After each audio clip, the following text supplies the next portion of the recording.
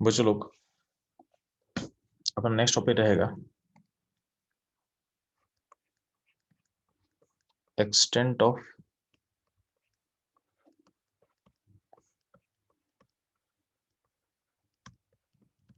Equilibrium. Extent of equilibrium, ठीक है। अपना नेक्स्ट टॉपिक रहेगा एक्सटेंट ऑफ इक्विलिब्रियम। अब ध्यान देना, एक्सटेंट का मतलब क्या समझोगे कि इक्विलिब्रियम अल्टीमेटली कहाँ पे लीड कर रहा है। अब इक्विलिब्रियम कहाँ पे अल्टीमेटली लीड कर रहा है, तो ध्यान देना, जब भी हम बात करते हैं आपके आर से, यानी आपके जो इक्विलिब्रियम प्रोसेस का, इसमें क्रिएशन होगा। क्रिएशन में क्या होगा, कुछ रिएक्टेंट होगा और कुछ ना कुछ क्या होगा, प्रोडक्ट होगा आपके पास। इसके में क्यू डिफाइन करते हैं। क्यू बेसिकली क्या था, q basically p by r का रेशियो था, पी बाय आर का रेशियो था, ठीक है। और आपको पता है कि क्यू का वैल्यू जो इक्विलिब्रियम पॉइंट पे होगा, क्यू का वैल्यू जो इक्विलिब्रियम पॉइंट पे होगा, वो उसी को हम क्या बोलते हैं, के बोलते हैं, उसी को हम के बोलते हैं। अब ध्यान देना, जब भी किसी रिलेशन का जब हम के का बात करते हैं तो के का वैल्यू कुछ पॉजिटिव वैल्यू होगा।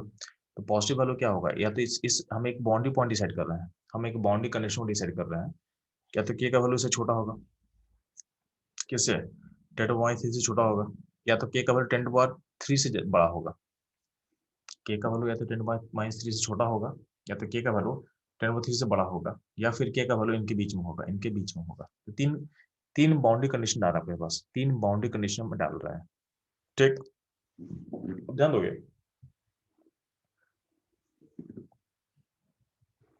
जैसे पहला पहला पहला कंडीशन ले रहा है, तो ध्यान ना, अगर के इस रीजन में है, तो के इस रीजन में मतलब अल्टीमेटली क्या है कि जो के इस रीजन मतलब क्या है, जो पी बाय आर का जो रेशियो है इक्विलिब्रियम पॉइंट पे, उसका वैल्यू है इतना। इससे छोट इससे इससे होगा, इससे छोटा होगा, इससे होगा तो इससे छोटा होगा, ठीक है। इसका मतलब बोल सकते हैं कि रेशियो इतना छोटा है, रेशियो 10⁻³ मतलब बहुत छोटा नंबर ना। 10⁻³ मतलब कितना, 0.001, बहुत छोटा। इसका मतलब बोल सकते हैं क्या कि इक्विलिब्रियम पॉइंट पे चूंकि पी बाय का रेशियो बहुत छोटा है, इसका मतलब क्या होगा, जो जो न्यूमरेटर है, यानी जो प्रोडक्ट है, उसका अमाउंट बहुत कम होगा, is very small, is very small, तभी रेशियो बहुत छोटा होगा। इसका मतलब रिएक्टेंट का जो कॉन्सेंट्रेशन है इक्विलिब्रियम पॉइंट पे, उसका वैल्यू प्रोडक्ट से बहुत ज्यादा हाई होगा, प्रोडक्ट के कॉन्सेंट्रेशन काफी ज्यादा हाई होगा, तभी ये चीज हो सकता है, तभी हो सकता है। इसका मतलब अगर मान लेते हैं कि आपके सबको सामने कोई रेशन लिखा हुआ आर से पी, और अगर हम बिगिनिंग में आर को 100,000 लेकर रखे हुए हैं, बिगिनिंग में 1000 लेकर रखे हुए हैं, और के का वैल्यू यहाँ पे है, के का वैल्यू इस जोन में है, के का वैल्यू इस जोन में है, उसके समय क्या जूम करेंगे कि आपका जो पी है, पी बहुत जब इक्विलिब्रियम अचीव करेगा सिस्टम, जब इक्विलिब्रियम अचीव करेगा उस टाइम में आपका पी का वैल्यू बहुत छोटा होगा। तो यहाँ से अगर मान लीजिए एक्स एक्स तोड़ते भी हैं, तो यहाँ एक्स बनेगा, पी आपका एक्स बनेगा। तो चूंकि के बहुत छोटा है, तो इसके हम बोल सकते हैं कि जो पी का अमाउंट बना है बहुत छोटा है, तो यहाँ पे बोलेंगे x is very small, x is very small. और इतना स्मॉल होगा कि उसको हम इसके सामने क्या कर सकते हैं, नेगलेक्ट कर सकते हैं। तो 1000 - x को आप एक्स लिख सकते हो, ठीक है। यानी आपको पी बना है और पी बहुत स्मॉल बना है, यानी पी को जो फॉर्म किया है वो नेग्लिजिबल अमाउंट फॉर्म किया है। इसको हम ऐसा बोल सकते हैं कि आपका जो रिएक्टेंट है इस प्रोसेस में ना के बराबर कंज्यूम हुआ है, यानी रिएक्टेंट का जो कंजम्पशन है वो नेग्लिजिबल है। तो रिएक्टेंट का अमाउंट तो 1000 रख सकते हैं, और एक स्मॉल अमाउंट हम एक्स एक्स लिख देंगे, जो कि आपका प्रोडक्ट के फॉर्म में बना होगा, ठीक है। तो अगर के का वैल्यू बहुत छोटा होगा, तो उसके इसमें हम बोल सकते हैं कि आपका जो इक्विलिब्रियम है वो रिएक्टेंट को फेवर कर रहा है, आपका जो इक्विलिब्रियम है वो रिएक्टेंट को फेवर कर रहा है, ठीक है। तो हम ऐसे इसको लिख सकते हैं कि ड्यूरिंग इक्विलिब्रियम, यानी इस प्रोसेस में आपका रिएक्टेंट फेवर हो रहा है, और रिएक्शन जो है ऑलमोस्ट बैकवर्ड है, ऑलमोस्ट बैकवर्ड, यानी बहुत negligible amount of product form कर रहा है, या ऐसा बोल सकते हैं वेरी वेरी लेस और नेग्लिजिबल अमाउंट ऑफ रिएक्टेंट जो हो रहा है वो रिएक्ट कर रहा है, ठीक है। तो बहुत लेस अमाउंट ऑफ क्या हो, रिएक्टेंट रिएक्ट करेगा, ठीक है। बहुत लेस अमाउंट ऑफ क्या होगा, आपका रिएक्टेंट क्या हो रहा है, होने वाला है, रिएक्ट करने वाला है, ठीक है। और रिएक्शन जो होगा वो कम्प्लीटली बैकवर्ड होगा, रिएक्शन जो होगा वो कम्प्लीटली बैकवर्ड होगा, ठीक है। तो ये ध्यान देना, ये कब था, जब के का वैल्यू बहुत छोटा होगा, जब के का वैल्यू बहुत छोटा होगा।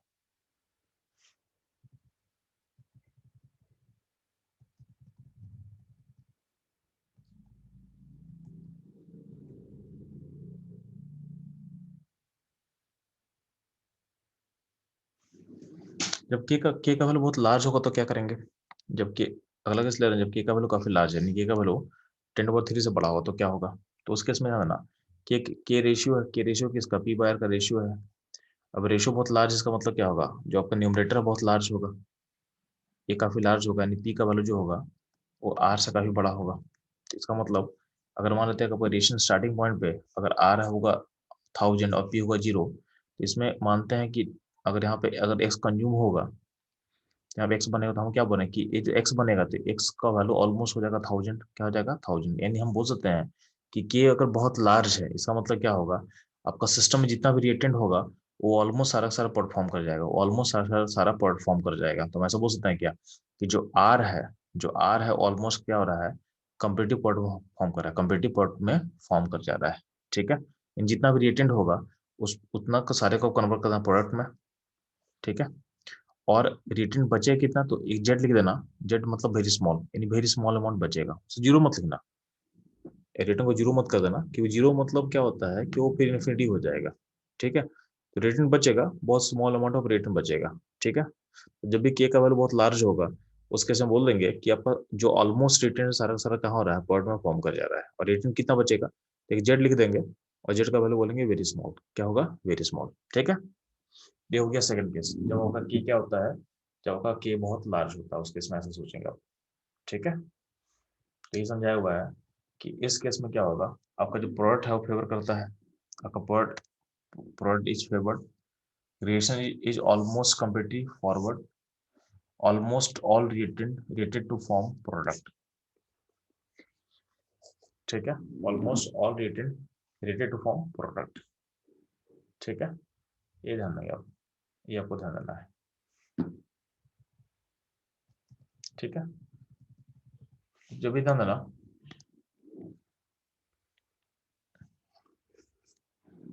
अगर मान लेते हैं के का वैल्यू इसके बीच में होगा, तो के का वैल्यू इसके बीच में होगा तो हम बोलते हैं कि हम कोई डिसाइड नहीं कर पाएंगे कि कौन कितना बनेगा, तो इसको बोलते हैं इनडिटर्मिनेट, हमको निकालना पड़ेगा, यानी हमको एक्स मानना पड़ेगा, उसको निकाल के वैल्यू को बताना पड़ेगा आपको, यानी पूरे हमको क्या करना पड़ेगा, तो हमको एस के टर्म में या फिर अल्फा के टर्म में एक लोग एक्सप्रेशन लिखेंगे, उसको के से इक्वल करके सॉल्व करेंगे, उससे हमारा वैल्यू निकलेगा, तो हम डायरेक्टली कुछ जजमेंट नहीं कर सकते हैं, डायरेक्टली कुछ जजमेंट नहीं कर सकते हैं।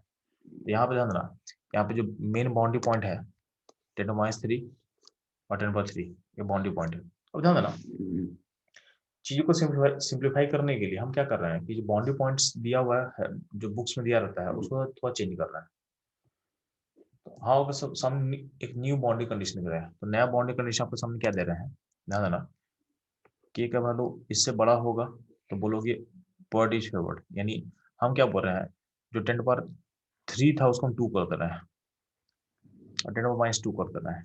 ठीक है, यानी हमारे ऊपर में कंडीशन क्या था कि के का 10⁻³ से छोटा होगा और के 10⁻³ से बड़ा होगा, उस कंडीशन को हम यहाँ पहुंचा दे रहे हैं 10/2 m-2, यानी अगर के का वैल्यू 10⁻² से छोटा होगा तो रिटेंट फेवर करेगा, और के का वैल्यू 10/2 से बड़ा होगा तो क्या होगा, पॉट फेवर करेगा, यानी 100 से बड़ा होगा, 100 का बड़ा होगा तो पॉट फेवर करेगा। इन्हें बोल सकते हैं कि इस केस में ऑलमोस्ट आपका सारे रिटेंट पॉट में फॉर्म कर चुका है, और इस केस में आपका negligible amount of retained consume हुआ है, और पॉट बहुत कम बना है, पॉट क्या बहुत कम बना है। ठीक है, तो न्यू बाउंड्री कंडीशन हम बोल सकते हैं आपके सामने। अब इसका यूज कैसे करते हैं, तो इससे इसका यूज करके हम अपना टाइम सेव कर सकते हैं, आपके कॉम्पिटेटिव एग्जाम में टाइम सेव कर सकते हैं। फॉर एग्जाम्पल ध्यान देना, आपके सामने एक जेई एडवांस का क्वेश्चन मैं दे रहा हूँ आपको। ठीक है, जे एडवांस है, जे में एक क्वेश्चन आ चुका है। ठीक है, तो यहाँ दिया होता है कि यहाँ पे एक सिस्टम है, तो यहाँ बोला गया कि यहाँ पे ए बी सी डी, एक ए बी सी डी आपका एक क्या है, रिएक्टेंट है ए और बी, और आपका सी और डी प्रोडक्ट है, और सबका मान 111 दिया हुआ है, टाइम 0 पे आपका वैल्यू 111 दिया हुआ है। ठीक है, और आपका के है, और जो के है, के क्या है,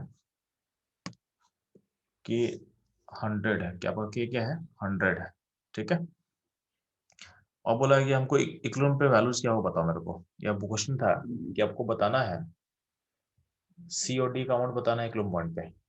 ठीक है, तो इसको पहले सॉल्व करते हैं हम अप्रोक्सीमेशन मेथड से। किस सॉल्व करेंगे, अप्रोक्सीमेशन मेथड से। तो हम क्या बोल सकते हैं कि चूंकि के बहुत के 100 मतलब काफी लार्ज है, तो के लार्ज होगा, इसका मतलब क्या होगा, हम लोग सेफली अज्यूम कर सकते हैं कि आपका जो जितना भी रिएक्टेंट है वो कन्वर्ट हो जाएगा प्रोडक्ट में, जितना भी रिएक्टेंट आपके पास है वो कन्वर्ट हो जाएगा किसमें, प्रोडक्ट में कन्वर्ट हो जाएगा। ठीक है, इसका मतलब ऐसा बोल सकते हैं कि जो भी ए और बी 1-1 था, तो ये 1-1 ऑलमोस्ट कन्वर्ट हो जाएगा प्रोडक्ट में। तो क्या होगा, तो ए 1-1 कन्वर्ट हो तो क्या होगा, ए और बी बहुत कम बचेगा और सी और डी का वैल्यू क्या हो जाएगा, 2-2 हो जाएगा। 1 पहले से था, 1 सी ए और बी जब कंज्यूम हुआ तो सी और डी में 1-1 ऐड हो जाएगा। तो अब ऐसा बोल सकते हो कि अल्टीमेटली सी और डी का वैल्यू हो जाएगा ऑलमोस्ट 2 के आसपास, और ए और बी क्या होगा, एक्सेस होगा, यानी बहुत स्मॉल होगा, बहुत स्मॉल होगा। ठीक है, तो आपसे क्वेश्चन पूछा गया था कि डी का कॉन्सेंट्रेशन क्या होगा, तो डी का कॉन्सेंट्रेशन क्या होगा, यहाँ पे चार ऑप्शन दिया होता है वो बस क्वेश्चन में, इस क्वेश्चन में आपके पास 4 ऑप्शन दिया हुआ था। ठीक है, तो आपको यहाँ देखो क्वेश्चन मार्क किया हुआ है, आपको डी का अमाउंट पता करना था, क्वेश्चन में आपको डी का अमाउंट पता करना था, क्वेश्चन में किस अमाउंट पता करना था आपको, डी का अमाउंट पता करना था। ठीक, हम बोल रहे हैं कि हम सेफली अज्यूम कर सकते थे कि आपका ए और बी फुली कन्वर्ट हुआ है, उस केस में क्या होगा, उस केस में क्या होगा कि आपका 1-1 ऐड कर दे, तो 1-1 ऐड करेगा तो क्या होगा, यहाँ पे 1-1 ऐड करके क्या होगा, ये हो गया 2, ये हो गया 2। ठीक है, हम बोल सकते हैं कि डी का जो वैल्यू होगा 2 के बराबर, 2 के आसपास होगा। तो आपके पास 4 ऑप्शन दिया होता है ए बी सी डी में, बोला डी का कौन सा वैल्यू बेस्ट होगा, तो डी का वैल्यू कौन सा बेस्ट होगा, तो ये वैल्यू बेस्ट होगा। तो डायरेक्टली आप ऐसा बोल सकते थे, डायरेक्टली आप ऐसा सोच सकते हैं। ठीक है, या फिर आपको अगर पूरा प्रोसेस सॉल्व करना है तो आपको पता है कि के का वैल्यू के क्यू से बड़ा है, तो सिस्टम फॉरवर्ड जाएगा तो उसमें एक्स में लिख देना, तो एक्स में लिख दोगे, यहाँ पे 1-x होगा और 1+1+x होगा, इसको एक्स के लिए सॉल्व करोगे तो एक्स का वैल्यू होगा 9/11, तो उसको ऐड कर देना, तो डी का वैल्यू होगा 1+x यानी 1+9/11 यानी क्या होगा 20/11 यानी 1.818। तो आप ऐसे सॉल्व करो, या तो आपको टाइम सेव करना है तो फटाफट से सोच सकते हो।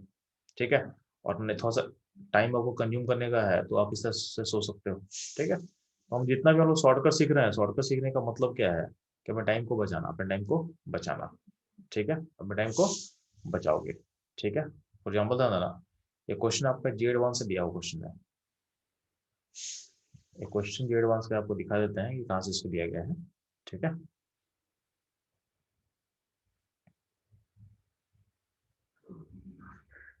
इस क्वेश्चन को डाउट बच्चों को पूछ सकते हैं मेरे से।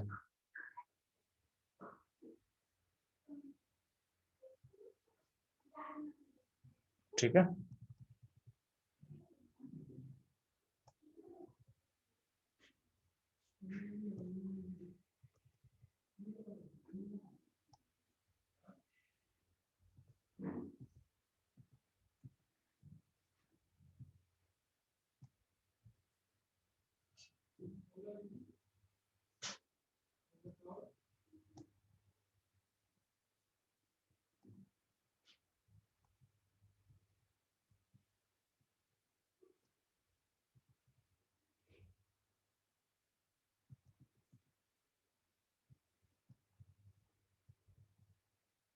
देखो ये क्वेश्चन ये मैंने पूछा हुआ क्वेश्चन।